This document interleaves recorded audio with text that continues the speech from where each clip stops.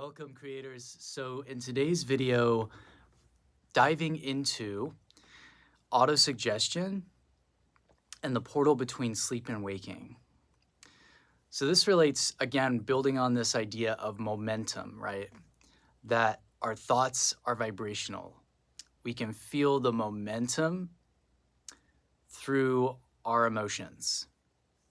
You can feel what kind of charge, what kind of state that idea is coming from, coming back to state of being. So when we're practicing assuming the end state, when we're practicing LOA, when we're practicing law of assumption, right, there's a realization that the vibration of the thought, when it reaches a certain level of momentum, it's like, in a way, it's like a rocket breaking out of the atmosphere. It takes on a life of its own. It enters into this place of flow, no resistance. And in that process of, okay, saying embodiment, right? I'm being this version of myself. I want to live in this reality. Well, when you take the conditional thinking out of, well, I'll be happy when I get this, or I'll be free when I get this, and you start finding the emotion, right? And this also relates to not being dependent on it happening in order for you to feel fulfilled. Because what happens is when we need that thing to happen, it creates resistance. So it's hard to even get that momentum going, right? So in a way, it's becoming happy regardless of whether or not you have it, to the point where it's like you become so like in the flow, you're just enjoying the journey so much that you don't even need it anymore. And then it comes. And one interesting thing is practicing this momentum, right? I'm going to bring this back around to autosuggestion, is that this morning I was listening to Abraham and they were talking about there's like this blue glass butterflies story where Esther was talking to a woman about like blue glass butterflies and feathers, and they were trying to help the person because they were so attached to what this thing that they wanted to happen. They were trying to get them to focus on things that weren't that important to them, so that they would see that they would just effortlessly manifest in their experience because there's no resistance. So I started thinking about blue glass. I walk into Whole Foods. First thing I look over, there's all these blue glass bottle tinctures, right? And I'm like, well, I want to see some red glass, right? I walk over and I was looking for a glass bottle, but they didn't happen to have the kind that I wanted there. And then I was like, I want to see red glass. Look up, there's a candle with red glass. And it's interesting because it's like the things that are, when there's no resistance, it's just like, but the things that are really important to us that we place so much value on, it's like we create this resistance, we put it on a pedestal, and it makes it more difficult for it to come because then we're in shortage consciousness, we're in scarcity thinking, we're not being the version of ourselves where it would be natural for us to have that. So say like you want $10,000, being like, it's natural for me to have this $10,000. But even in that, it's like, well, it's kind of like this idea of the goal or the thing is, it's like whenever you desire it, it's like it's already set, and then you're sending out a signal so that when you line up with it, right, now you're in the process of creation. So it's like even when you get to that thing, you're going to want another thing. So if it's constantly expanding. So in doing this vibrational work first, you know, because I have also seen people who would like achieve like many hundreds of thousands, millions of followers on YouTube or whatever. And then they get there and they're like, oh no, I didn't really feel any different. And it's like being in that satisfaction, you know, because there's this full range of, it's like not just about the money. It's like, well, what is the money a carrier for? Is it a carrier for freedom? Because it's like, okay, well, then we can feel that feeling of freedom. And just to take this as an example, like there are people that have lots and lots of money but have shortage of love. So it's like abundance is not just money. Abundance is abundance of like, oh, that really wonderful conversation I had with somebody, or walking to Whole Foods and feeling joyful as I saw the blue glass and then I saw the red glass candle. Like, you know, abundance is going down to the beach and enjoying like the abundance of the sun, the abundance of the wind, the abundance of the air. And it's like all of these, like, as I was walking on the beach this morning, I was like soaking in gratitude. I did my gratitude list, and just thank you, thank you, thank you. And I've been finding it really easy to start with things that are just like how, like feeling wellness in my body, feeling the sunlight, feeling the water, feeling the wind. And again, this is some of the tuning that we're doing in the Isn't It Wonderful meditation on this channel. And it's what I'm finding is that, so autosuggestion relates to this idea of whatever you focus on grows. Specific.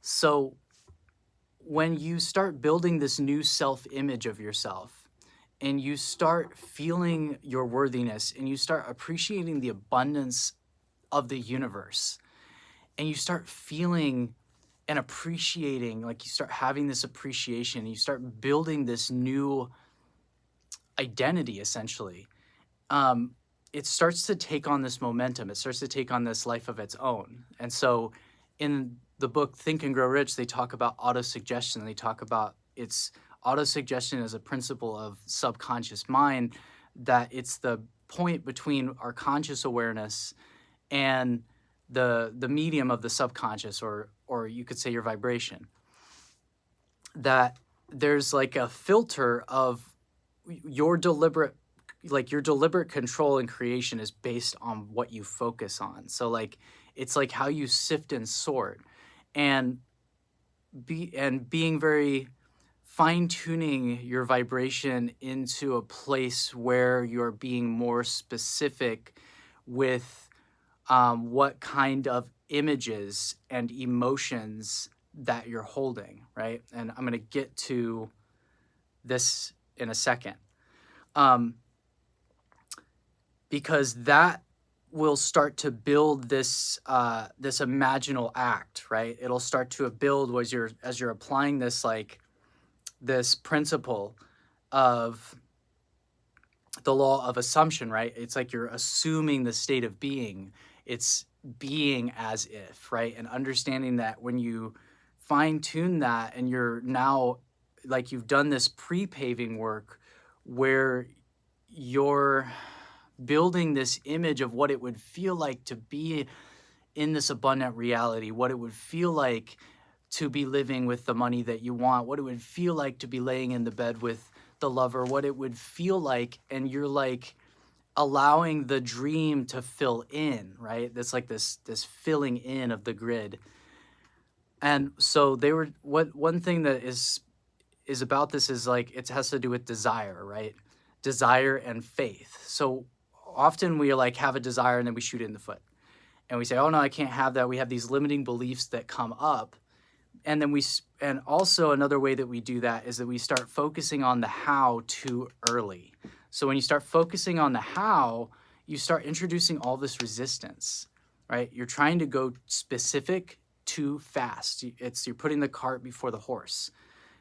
This is where it comes back to surrender and opening up and allowing the flow of the energy, like feeling it and allowing it, trusting in the universe to deliver you the inspirations and the ideas in perfect time.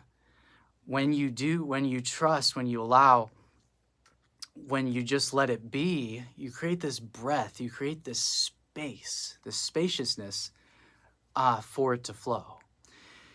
And so when we try to go specific too fast, it's like you're trying to dial in the knob. You're trying to get to 98.7 from 108.9 on the radio, and you're just gonna grab the knob and and then you're gonna be on a different radio station. It's like, okay, and then you kind of like gradually tune yourself into that specific frequency. It's a fine tuning. It's and another thing is that we can have this thing. It's like, oh, you want to make it happen. You want to get this grip on your manifestation, but it's like you can't get a grip until you know where the handle is. And then when you get the handle, when you learn how the handle works, you don't need to grasp the handle for dear life. You just grab the handle and you turn it. But we got to feel for that, get that handle on it. It'd be like, okay, I'm getting the hang of this. And that's, again, this like becoming that version of ourselves, having faith. And faith is belief, right? It's not faith in something outside of yourself necessarily. It is a feeling. Faith is a feeling state where when that desire, because every desire is like a seed, right? And as you allow it to grow, it starts to gather its own momentum. But you don't plant a seed and then dig it up 10 seconds later and ask why it hasn't grown. That disturbs the process of the seed growing. Again, this is why allowing and having faith, when you have faith of a mustard seed, right? The faith that you're not, what that means is in the mustard seed itself, you have faith that when you plant that mustard seed, it will become a mustard plant. You have faith because you know the seed, the mustard seed knows how to become a mustard. An acorn tree seed knows how to become an acorn tree. It's inherent to its design. So your thoughts and your desires, the root of the word desire, etymologically speaking, means of the Father, right? The Father is our consciousness. Our desires, or you could say God, that kind of messes a lot of people up, I understand. Been there. So your consciousness, right? These seeds they're divinely given. And you would not have the seed of that desire, which knows how to become the sprouted and manifested version of itself, right? Where you can touch it and you can see it. It would not be given unto you if it is a true heart's desire unless it has the means to its own end. Your desires are divinely given. They would not be given unto you, your heart's desires, your true desires, your intentions, right? Coming into this physical reality would not be given unto you as inspiration unless you have within you the means in which to fulfill them, in which to fulfill, fulfillment, to feel full within ourselves. Faith, when they say, I'll see it, I'll believe it when I see it. All right? No, you see it when you believe it.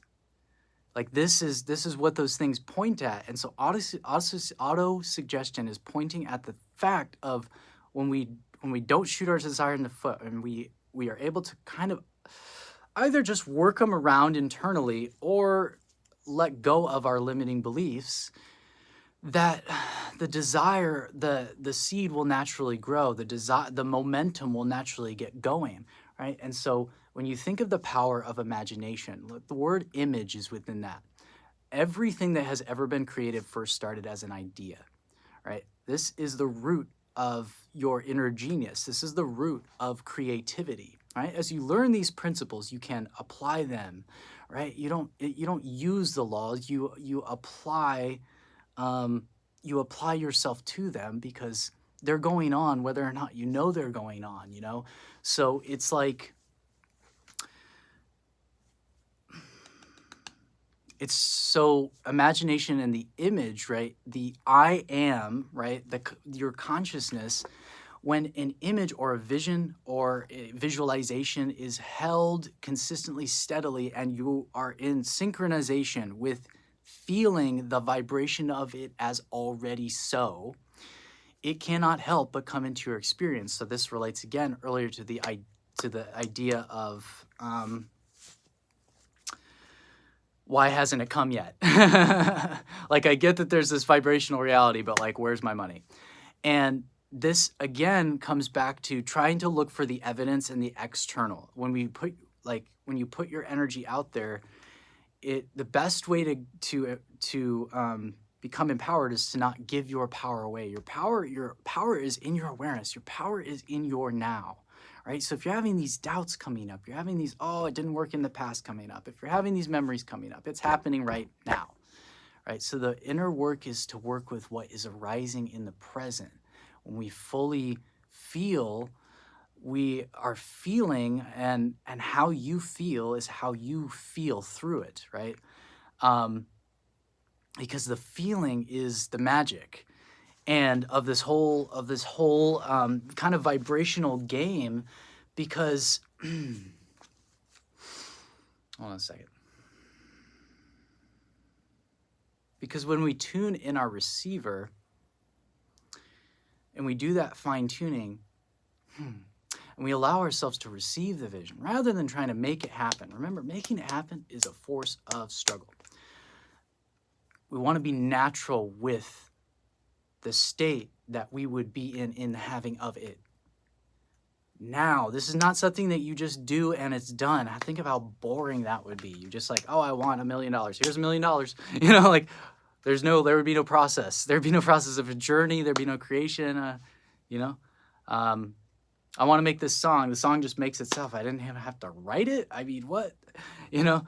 So it's like there's enjoyment in this process of like tuning into it, and it's a consistent, steady thing. So it's like the practice that we're doing in our meditations and the practice that we're doing in these visualizations and tuning in is also practice for our life. So like the idea is that you don't, it's like when you get up from the meditation, you stay in the energy that you're cultivating. Like you let it permeate into your life. So you're living in it. And you're stepping into that energy. Like you're just kind of radiating it, and you'll start attracting stuff based on what you've impressed, right? And what you've received. So again, this idea of the filter between the conscious and the subconscious, or just our vibration, as being how we sift and sort. And so in autosuggestion, it's like it starts to take on a life of its own. Like this dream, this daydream that you have, these heart's desires that have been coming to you in these glimpses in meditation and prayer, or just throughout your day. You're just walking maybe on the beach and you're just feeling this energy of just like imagining it feels so good. But then when you go into quote unquote real life or the 3D world, then you feel this density, this heaviness, or like old things are like triggering you. And that's where the real self-mastering comes in, because it's like, well, am I going to allow the external world and society and blah, blah, blah, blah, blah, blah, blah, and other people to condition my vibrational state? Or am I going to, instead of react to this, I am going to respond, meaning I am going to have a choice in this moment. And in order to have a choice, we must bring our awareness into the moment, because we do have a choice, and that choice is how we respond. If perhaps maybe our only choice is what vibration that we choose to focus on in that moment. So this auto-suggesting is basically related to the idea of controlling your focus, controlling your thoughts, right? Being aware of your emotions, choosing to feel a certain way, right? And then there's also this like going through allowing, just naturally allowing our emotions. But we can also cultivate certain feeling states. So now I'm going to bring this full circle to the portal between sleep and waking. When we start to go into a state of rest, you could also do this taking a nap or meditating. When you start to go into a rest, right? And this is the easiest because you do it every day, because you go to sleep every day, hopefully. There's a ceasing of momentum, and then the clay that you can get, the clay of your consciousness, your subconscious, becomes more receptive to your consciousness, to your conscious mind, I should say, to your awareness. And you can selectively pick the feeling states. So then again, I'm going to go ahead and relate this to, it is much easier to visualize and to affirm when you are in a receptive state, meaning you're already feeling good. So when you practice deep breathing, when you practice stretching your body, like last night I went up to the beach, I put some tones on and I just started moving naturally. When you breathe and you move and you meditate and you, whatever your practice of embodiment is, you just get relaxed. There's a receptivity that happens. And in that, instead of visualizing to make yourself feel good, you're allowing yourself to tune your antenna to receiving the visualization of your dream life already so. And you are cultivating that feeling state viscerally. The visceral experience is the meeting of mind and matter. It is the meeting of your awareness and your body. Your body is a receiver, a transmitter of emotion, right? Energy. And that's how you feel it. And through that feeling, you can start to cultivate the feeling of like what you want to wake up in the next day. And what happens is that as you start to allow yourself to drift into this state, and you can start to allow yourself to receive the vision, and you go to sleep, you'll notice your dreams will change and you'll wake up in this really beautiful vibration. And if you start having some negative thoughts, which I do have come up, or some things for integration, or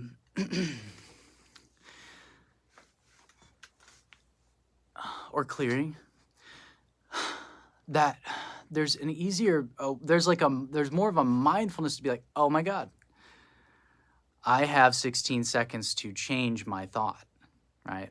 16 seconds, if you ever look up like Abraham 16:7, it's the idea that after 16 seconds at the 17-second mark, whatever you've been focused on that entire time takes on a life of its own. So it's kind of like the micro of this autosuggestion idea is becoming mindful of your thoughts and the emotions behind those thoughts when they start, because whatever you focus on grows, not just in this like airy-fairy way, but like literally just pay attention.